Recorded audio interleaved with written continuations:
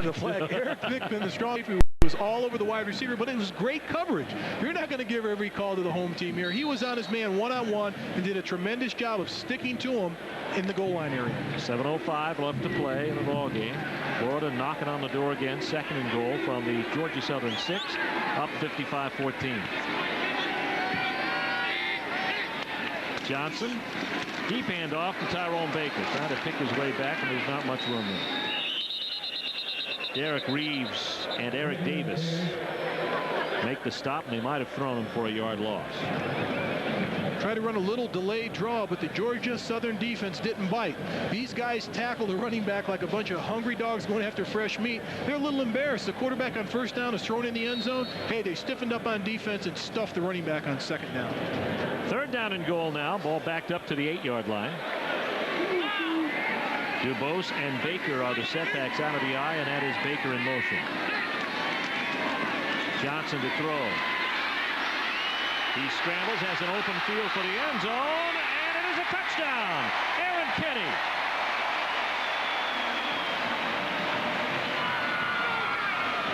Terrace Ross. Correction, Terrace Ross for the touchdown. A flag down on the play, however.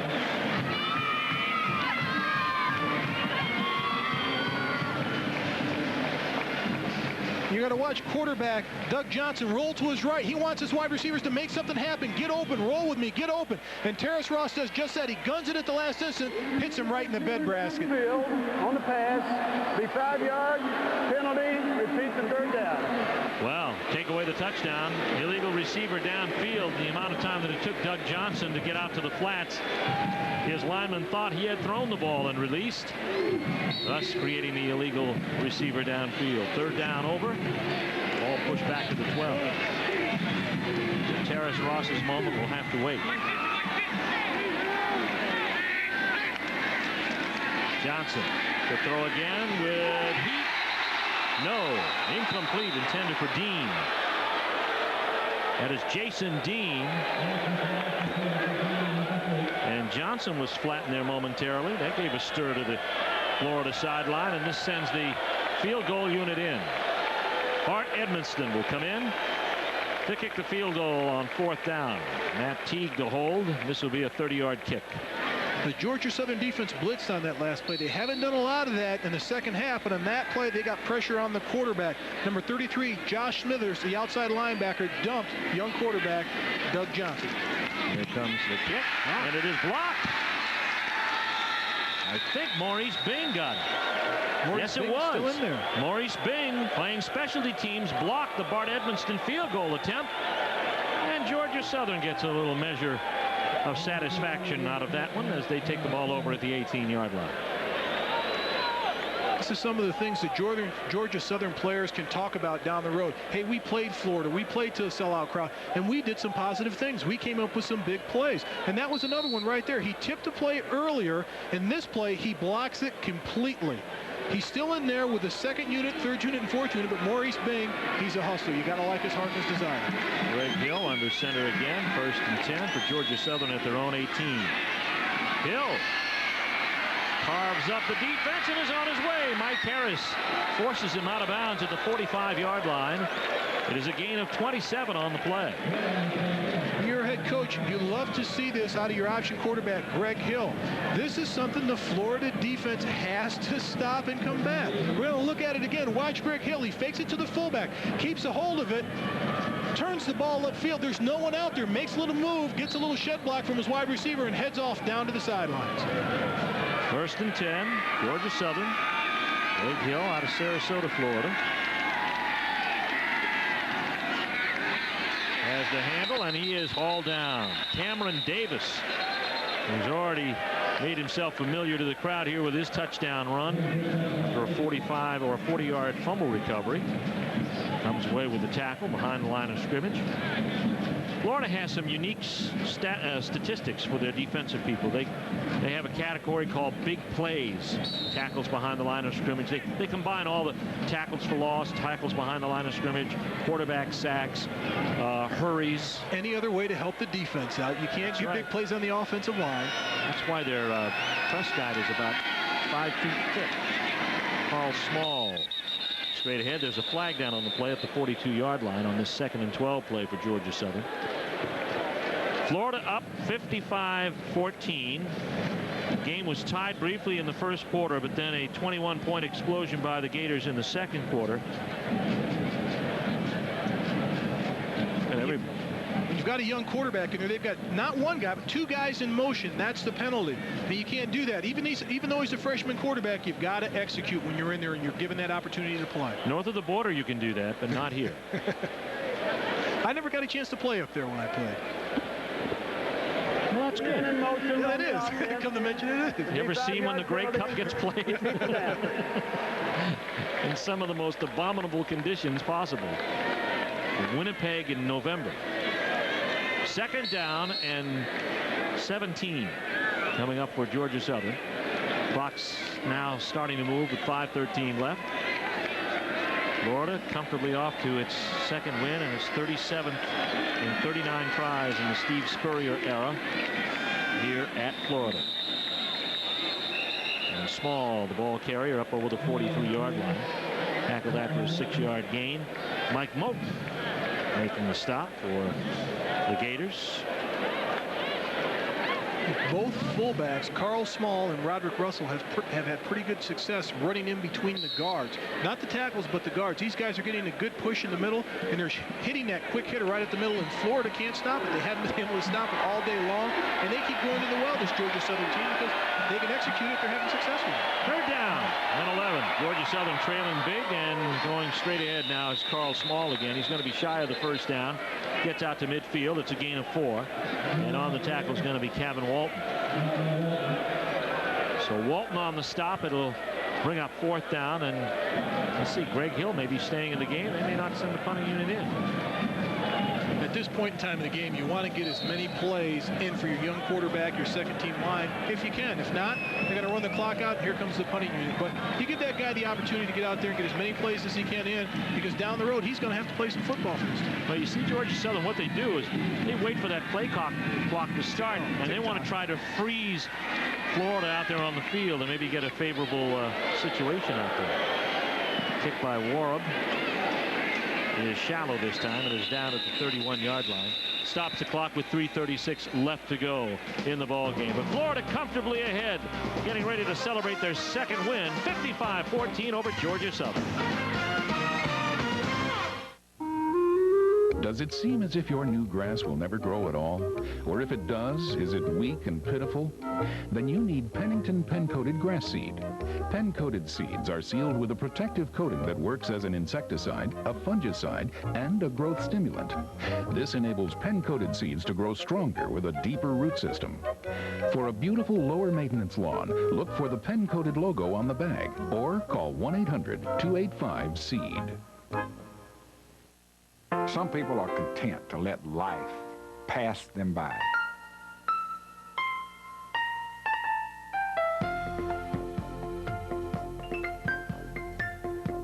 While others reach out and seize the moment.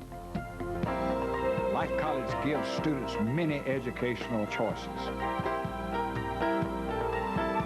Get a head start on your life by calling our toll-free number today. Looking for a little action? We've got what you're looking for. Jeep Cherokee with an action-packed 190 horsepower engine, driver's airbag, quadrillink suspension, automatic, no charge air, AM/FM stereo, and more. And if you're looking for an action figure, we've got that too. Now lease a Jeep Cherokee for just $252 a month. Battery included, no assembly required. See your local Jeep and Eagle dealer. For cars that can benefit from higher octane, Texaco Clean System 3 Power Plus and Power Premium were formulated to clean your engine's intake valves, fuel injectors, and combustion chambers while you're driving, to give you smooth starts and sure acceleration. Just give us 5 tanks, and we think Power Plus and Power Premium will make quite an impression on you. Add more life to your car! Take it to the star! Happy day on the Florida sideline, 55-14. The Florida Gators leading the cheers on the sideline. And we've talked about today, Lawrence Wright. Outstanding young man he is. And we have a first down now for the Florida Gators, who have the football at their own 32-yard line. And Doug Johnson, true freshman from here in Gainesville, is firmly in command. Here's the pass. It's a skipper to Dean, incomplete. Johnson's got a ways to go, but he'll get that opportunity here at Florida. Steve Spurrier puts together some pretty good schemes for quarterbacks, and he's led some good ones through here. Shane Matthews, Kerwin Bell, and of course Danny Werfel, who appeared here earlier today and now stands 6th on the all-time touchdown list with his 77th and 78th TD passes of the day of his career. This pass, same pattern to Dean, this time caught. And Dean must feel like a shortstop in the infield trying to pick these passes up at the 37-yard line. Completion for 5 yards. Same pass, same play. And what's difficult in this situation for a young quarterback like Doug Johnson, he's a right-handed quarterback running to his left. It's hard to do that, to throw a pinpoint accurate pass. As you can see, the first one was a one-skipper, and the second one just barely got there. McCaslin, the lone setback for Johnson on 3rd and 6. And he'll get the pitch. McCaslin with a delay, and he's breaking it all the way. They won't get him. Eugene McCaslin for 63 yards and a score at the 2:46 mark. It doesn't take the Gators long. Eugene McCaslin did this on his own. You're going to see the replay coming up, but quarterback Doug Johnson pitches him the ball to his right. The defense chases everything to the right. He plants and sees an opening to the left, and he's got great vision. Good backs have great vision, and this young man has great vision. He takes it all the way to the left. As you're going to see, watch everybody in the offensive line. They're going to block to the right. The quarterback's going to fake pitching it to the right. He sees a big hole to the left. He cuts it back to the right of your screen to his left and just makes an outstanding run down the football field, turns on the burners, and he goes in for the score. Great vision by the young freshman. From Tampa, after serving a 1-game suspension. And the kick is up, and it is good by Stevenson. Or is that Cooper? Cooper gets one this time. Cooper with a point after. And that puts the Florida Gators up by a score of 62-15. McCaslin, part of a deep contingent of running backs that Steve Spurrier can tap onto. We haven't even talked about Fred Taylor, who's serving out a 4-game suspension because of an off-the-field incident. But Spurrier has Terry Jackson, Elijah Williams, and he's developed, of course, you've got Tyrone Baker, you've got Eugene McCaslin. These people are 5 deep at the running back spots. Come on, Steve, smile. One time, Steve Spurrier, the game's almost over. You're up by 48 points. A little smile. An outstanding freshman running back just made a tremendous play out there in the football field. Relax just a little bit. There he goes. There was no, that was a grimace. That was a TV smile. I know a grimace when I see it.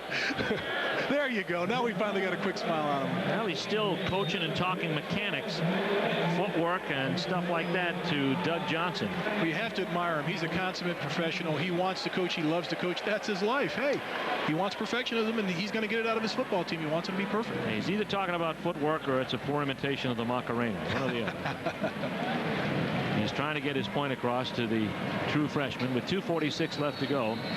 And I'm sure now that this one is in the books, or will soon be officially in about 2 minutes and 46 seconds, thoughts can now wander to the 100,000 plus who are waiting in Knoxville in 2 weeks for the game that everybody says has national championship implications. Cunningham fields the kick at the 1-yard line. And gets up over the 33, so a nice 32-yard gain. And the tackle by Demetric Jackson. You've got to admire the heart of not only Benny Cunningham, but the entire football team of Georgia Southern. They're out there fighting, scratching, and playing hard football. Even though they're down 48 points, this team hasn't given up. Now, this will be the toughest team they face all season. Things get a lot easier relatively for them, although they get to be competitive in their conference after, you know, and that was one of the worries that their coaching staff had. Let's not embarrass ourselves. We know this is reality. This is Division 1A. We're 1AA. We know the difference there. And I don't think they've harmed themselves here today. Greg Hill with the pitch. Cunningham hits the corner. and hits it in nice shape. And that's the reason why, right there. Perry with the tackle out of bounds, but it's good for the first down for 11 yards. That's why they can take a pretty good attitude into their big game with Marshall, a game that has national title implications and Southern Conference implications for both teams. Absolutely, Steve. They can build on this. There's so many things that they've done right today. It's not that they did a lot of things wrong and they didn't execute that well on offense. It's just that they ran into a bigger, stronger, faster football team. The Florida Gators are ranked 4th in the country coming into this game. And they flexed their muscles when they needed to. Were very efficient each time they had the ball and did not turn it over. Here's Benny Cunningham, and he's headed down the sidelines. Cunningham doesn't look like an option back. He looks like more like an I formation type of running back with good size, and when he squares his shoulders, he can get out there and get you some yardage. 5'11", 191-pound freshman. Once he turns that corner and heads downfield, he's got a lot of speed and a lot of power. I'm very impressed by this young man. And this type of offense, you're right, you're kind of surprised. He is a definite I-back offense. If they ever change the offense at Georgia Southern, which they probably won't, he'd be the starter. Well, who knows? They're going to get a new coach next year. Unless, of course, this team does very, very well, and it has the potential to do. Carl Small, the fullback, straight ahead. It's up to the Florida 32, where he's stopped there by Darrell Owens. Banging it away. This is when you're an offensive lineman in the huddle for Georgia Southern, and you're saying tick-tock, tick-tock. You want that clock to roll, and you want to run the football. You don't want the coach getting too crazy over there throwing on 2nd and 3rd and long. I don't think that's much of a threat here with Georgia Southern. They're sticking pretty much to the plan that they've laid out. Greg Hill calls his own number on the option and squirts ahead to the 30-yard line for a gain of 3. And we're into the final 90 seconds of this contest. Kevin Walton is there for the tackle. When you look ahead in your crystal ball, long away from here, you tend to think in the back of your mind, if Florida goes undefeated and they meet Nebraska again, they're going to have a tough time stopping the option again, because Georgia Southern, they've run this option very well against the Florida defense. Yeah, you know, that's probably why Steve Spurrier isn't smiling that much along the sideline. He's got to look at time of possession and yards rushing that Georgia Southern was able to pile up here today. Carl Small gets another 4 yards, maybe 5, and he's down to the 25-yard line. And those problems could crop up a little bit. It's not, you know, teams don't have to change their offensive philosophy totally. Just introduce a few option plays, and you might have something in, you know, in a 3rd down situation. A lot of Pittsburgh Steelers with Cordell/Stewart. If they run into a team down the road that has an option high school quarterback, why not put him in for 2 or 3 or 4 plays? That'll get the defense thinking when he's in the football game. It could be another option. I'm sure that Steve Spurrier is thinking about that as he watches his team try to react on 4th and inches. Georgia Southern going for it. Here is Cunningham, and he's got it. Cunningham has the first down, and he's brought down at the 21-yard line by Dwayne Thomas. And there are just 6 seconds left to go in this game. So we have the last play of the game getting ready to be executed here. Georgia Southern showed a lot of heart today in this football game. And Big Benny Cunningham, he's still running hard on the next to last play of the game. And this is a situation where you say, hey, do we run a play or do we just down it? Let's go ahead and get out of here with our pride, because they played an outstanding football game. They were overmatched, better athletes, bigger, stronger, a better football team. But they came in and they played well today. And they're satisfied with what they've done as Frank Elwood and Steve Spurrier meet in midfield. And the Florida Gators have done as expected. They have cruised to a 62-14 win over the Georgia Southern Eagles here at Gainesville. We'll be back to Florida Field right after this.